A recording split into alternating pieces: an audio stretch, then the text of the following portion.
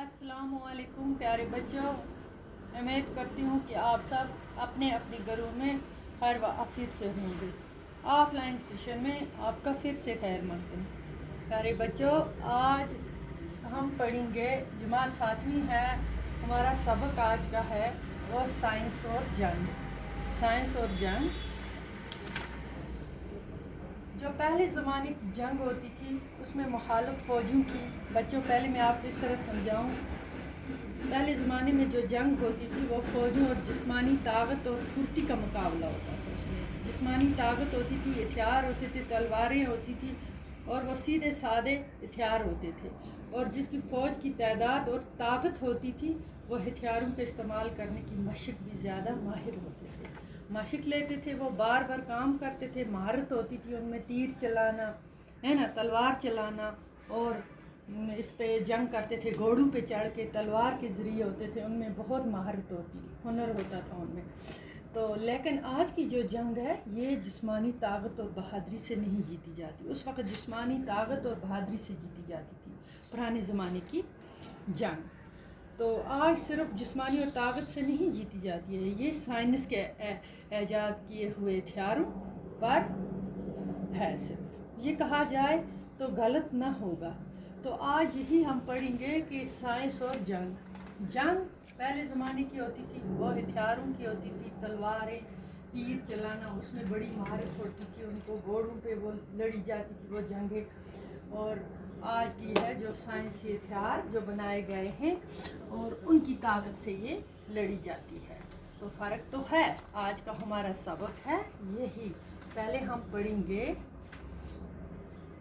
पुराने ज़माने की जंग के बारे में क्या बोलते हैं। तो बच्चों शुरू करते हैं। आप किताब निकालो, सफ़ा नंबर 101 पर हम 100, सफ़ा नंबर पहला आपका पेज है 100 पर निकालोगे आप और सामने रखोगे किताब, और हम शुरू करते हैं आज का ये टॉपिक।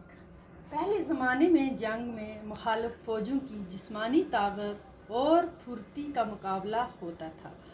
उनके हथियार भी पुराने तर्ज के और सीधे सादे होते थे। बच्चों, तर्ज बोलते हैं तौर तरीके को, अंदाज को। तर्ज बोलते हैं तौर तरीके और अंदाज को, ठीक है।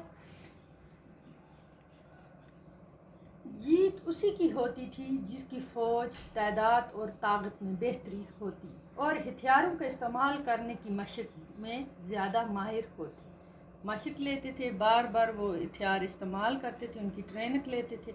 लेकिन आज की जंग जो है वो जिस्मानी ताकत और बहादुरी से नहीं जीती जाती, बल्कि साइंस के ऐजाद किए हुए हथियारों पर मुनहसर होती है। ये कहा जाए तो गलत न होगा कि मौजूदा दौर की जंग फ़ौजों की जंग नहीं। मौजूदा दौर की जो जंग है वो फ़ौजों की जंग नहीं, साइंस की जंग है। जो आज की मौजूदा दौर में जो जंग है ये फ़ौजों के साथ ताकत पर नहीं लड़ी जाती है, ये सिर्फ साइंस की जंग है। जो साइंस ने ये हथियार ऐजाद किए। जिस मुल्क के पास ज़्यादा महलक हथियार हैं वो दूसरों को शिकस्त दे सकते हैं।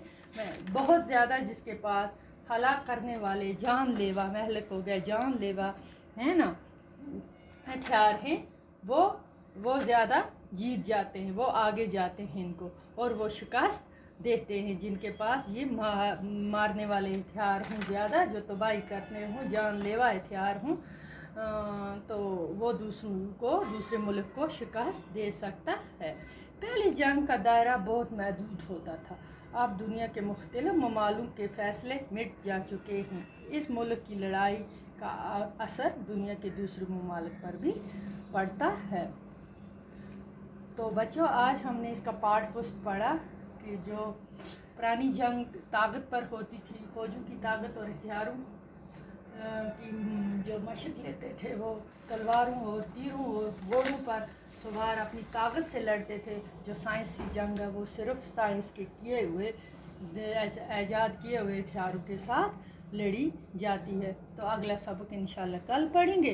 तब तक के लिए खुदा हाफिज़।